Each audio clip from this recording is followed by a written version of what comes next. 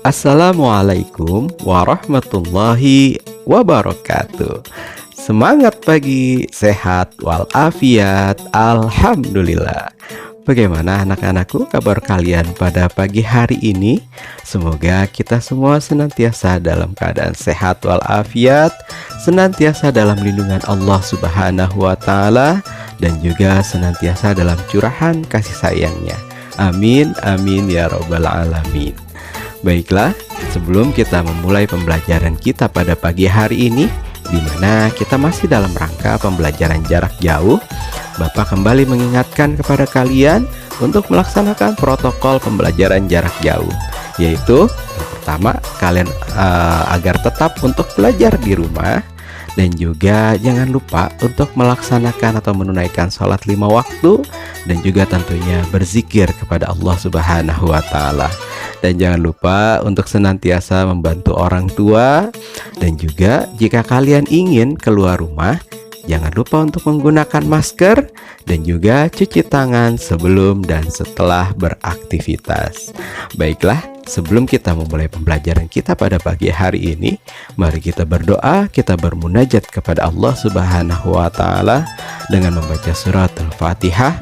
Mudah-mudahan kita semua senantiasa diberikan perlindungan oleh Allah Subhanahu wa taala dalam nikmat sehat walafiat, berkah panjang umur, dan mudah-mudahan kita selalu diberikan rahmat dan hidayah dari Allah Subhanahu wa taala. Dan semoga pembelajaran kita pada pagi hari ini diberikan ridho dan juga kebermanfaatan bagi kita di dunia dan akhirat. Ala hadhihi niyah wa ala kulli niyatin shalihah wa li anfusina wa li hazatina wa li ridai ta'ala fid dunya wal akhirah. Wa ila hadratin Nabi al-Mustafa Muhammadin sallallahu alaihi wasallam. Sayulillahi lahumul Fatihah. A'udzu billahi minasyaitonir rajim. Bismillahirrahmanirrahim. Alhamdulillahi rabbil alamin. Ar-Rahmanir Rahim. Maliki yaumiddin. Iyyaka na'budu wa iyyaka nasta'in. Ihdinas siratal mustaqim. Siratal ladzina an'amta 'alaihim ghairil maghdubi 'alaihim waladdallin. Amin amin ya rabbal alamin. Baiklah, kita lanjut pembelajaran kita dengan menyaksikan video dari Bapak berikut ini. Selamat menyaksikan. Bismillahirrahmanirrahim. Rabbi zidni ilman warzuqni fahman. Dalam video pembelajaran kali ini, kita akan membahas tentang kisah keteladanan sahabat Rasulullah Shallallahu Alaihi Wasallam. Semoga dengan kalian menyimak video pembelajaran ini, kalian bisa memahami dan juga bisa menceritakan kisah keteladanan sahabat Rasulullah Shallallahu Alaihi Wasallam. Oke, kalian sudah siap? Mari kita simak kisah keteladanannya. Sahabat pertama yang akan kita bahas adalah Abu Bakar As-Siddiq. Abu Bakar adalah khalifah pertama setelah Nabi Muhammad SAW wafat. Beliau dilahirkan pada tahun 571 Masehi. Nama lengkap beliau adalah Abdullah bin Abi Quhafah At-Taimi. Gelar Abu Bakar diberikan oleh Nabi Muhammad SAW karena ia adalah orang yang paling cepat masuk Islam. Gelar As-Siddiq diberikan karena ia selalu membenarkan Nabi Muhammad SAW dalam berbagai peristiwa, terutama membenarkan peristiwa Isra dan Mi'raj. Abu Bakar dibaiat sebagai pemimpin setelah Nabi Muhammad SAW wafat. Abu Bakar memimpin dari tahun 632 Masehi sampai dengan 634 Masehi. Abu Bakar As-Siddiq senantiasa meneladani perilaku Nabi Muhammad SAW. Dalam menentukan keputusan, Abu Bakar As-Siddiq memiliki sifat berwibawa, adil dan bijaksana, serta suka bermusyawarah. Karena banyak penghafal Al-Quran yang wafat saat berperang, beliau bermusyawarah dengan para sahabat yang lain untuk mempelopori pembukuan Al-Quran. Kemudian Abu Bakar juga memiliki sifat pemberani dan pantang menyerah. beliau berani memerangi orang-orang murtad yang keluar dari agama Islam setelah Nabi Shallallahu Alaihi Wasallam wafat dan memerangi para nabi palsu, diantaranya adalah Musailamah al-Kadzab. Abu Bakar As-Siddiq juga memiliki sifat lemah lembut, sabar, berhati tenang, namun beliau juga tegas. Ketika banyak yang tidak mau membayar kewajiban berzakat, beliau dengan tegas memeranginya.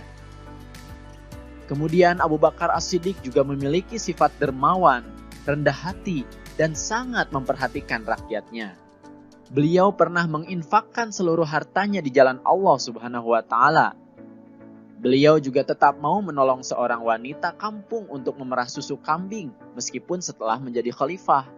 Bahkan untuk kesejahteraan rakyatnya, beliau mendirikan Baitul Mal, yaitu suatu lembaga yang mengurusi kas dan keuangan negara.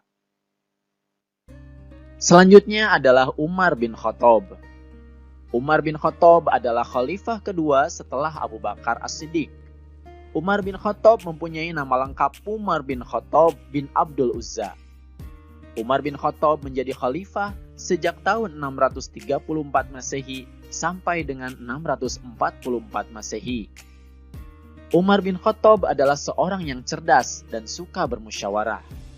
Beliau berjasa menetapkan kalender Hijriyah atau penetapan tanggal 1 Muharram sebagai tahun baru Hijriyah.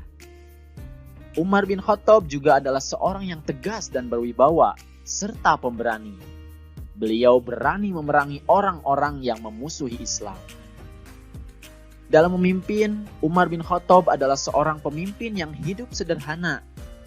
Beliau pernah berkata bahwa tidak ada harta yang halal bagi umat kecuali 2 setel pakaian, yaitu pakaian untuk musim dingin dan pakaian untuk musim panas. Makanannya pun sama dengan masyarakat Quraisy yang tidak terlalu kaya dan tidak terlalu miskin. Bahkan, pernah juga memarahi anaknya yang memakan daging yang biasanya menjadi makanan orang-orang berada. Kemudian Umar bin Khattab juga sangat mengutamakan kepentingan rakyatnya. Beliau sering keluar malam untuk melihat bagaimana kondisi rakyatnya. Selain itu, pada suatu ketika, Khalifah Umar bin Khattab menyuruh anaknya untuk mematikan lampu di dalam ruangan atau kantor khalifah. Karena lampu itu dibiayai oleh negara, sedangkan kedatangan anaknya adalah untuk keperluan pribadi keluarganya. Khalifah Umar bin Khattab tidak mau menggunakan fasilitas negara yang berasal dari rakyatnya untuk kepentingan pribadi dan keluarganya, walaupun hanya sebatas cahaya lampu. Umar bin Khattab pun memiliki sifat jujur, adil, bijaksana, dan bertanggung jawab terhadap rakyatnya. Pada masa pemerintahannya, beliau pernah bersegera memperbaiki jalanan yang rusak karena takut diminta pertanggungjawaban di hadapan Allah Subhanahu wa Ta'ala. Jangan sampai ada seekor unta yang terjungkal akibat jalanan yang rusak itu.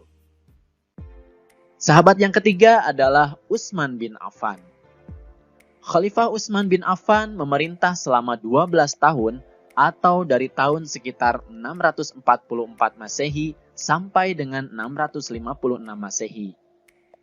Utsman bin Affan berasal dari bangsa Umayyah yang terkenal kaya dan terkemuka.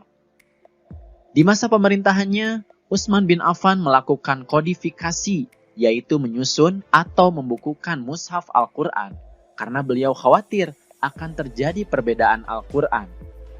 Mushaf tersebut diperbanyak menjadi 4 salinan, 1 buah disimpan di Madinah yang disebut Mushaf Imam atau Mushaf Utsmani, 4 buah lainnya dikirim ke Mekah, Suriah, Basrah, dan Kufah. Di samping itu, beliau juga merenovasi Masjid Nabawi di kota Madinah dengan cara memperluas dan memperindah bentuknya. Utsman bin Affan memiliki sifat sabar, santun, dan sangat soleh. Beliau selalu berusaha meringankan beban kaum sesama muslim dan tidak ingin merepotkan orang lain. Jika beliau hendak sholat malam atau sahur, beliau tidak mau membangunkan pelayannya. Utsman bin Affan juga dikenal sebagai orang kaya yang rendah hati, sederhana, serta dermawan. Bukti kedermawanan Utsman bin Affan yaitu pada masa pemerintahan Abu Bakar, beliau pernah memberikan gandum yang diangkut dengan 1000 unta untuk membantu kaum miskin yang menderita di musim kering. Kemudian sahabat selanjutnya adalah Ali bin Abi Thalib. Ali bin Abi Thalib adalah Khulafaur Rasyidin yang terakhir. Ali bin Abi Thalib merupakan anak dari paman Rasulullah Shallallahu Alaihi Wasallam, yaitu Abu Thalib. Masa pemerintahan Ali bin Abi Thalib kurang lebih berlangsung selama 5 tahun, yaitu pada tahun 656 Masehi sampai 661 Masehi. Ali bin Abi Thalib memiliki sifat adil, sabar, dan tabah. Ali bin Abi Thalib juga merupakan seorang yang tegas, sangat membela kebenaran, dan pemberani. Hal itu sudah dibuktikan Ali bin Abi Thalib ketika harus menggantikan tidur Rasulullah Shallallahu Alaihi Wasallam. Padahal di luar rumah pemuda-pemuda Quraisy ingin menyakiti Rasulullah Shallallahu Alaihi Wasallam yang akan pergi hijrah. Selain pemberani, Ali bin Abi Thalib juga merupakan seorang yang cerdas, pandai, dan peduli terhadap pendidikan. Sebagai contoh, beliau mendirikan beberapa madrasah untuk tempat belajar anak-anak. Beliau juga memajukan bidang ilmu bahasa, serta mengembangkan bidang pembangunan, terutama di kota Kufah sebagai pusat ilmu tafsir, ilmu hadis, ilmu nahwu, dan ilmu pengetahuan lainnya. Nah, itulah kisah keteladanan dari sahabat-sahabat Rasulullah Shallallahu Alaihi Wasallam.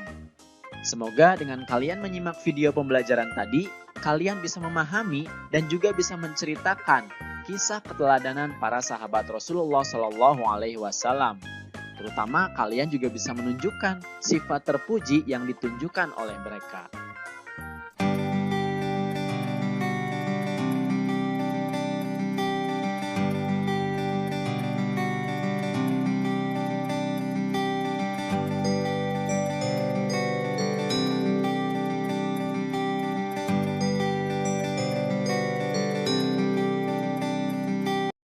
Terima kasih atas perhatiannya dan mohon maaf apabila ada kesalahan. Billahi taufik wal hidayah. Wassalamualaikum warahmatullahi wabarakatuh.